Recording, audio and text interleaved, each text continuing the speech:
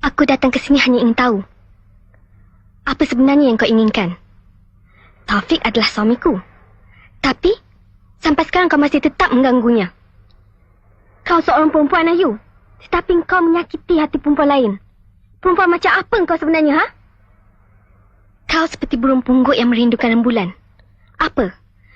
Kau tak sedar siapa kau? Dan siapa pula Taufik? Sudah selesai?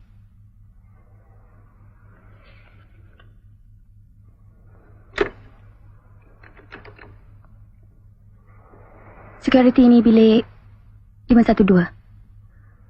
Ada orang yang mengganggu ketenteraman saya.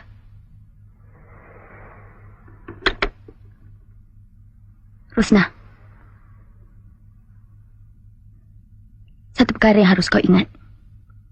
Kalau kau tidak mahu kehilangan suamimu, jaga dia baik-baik.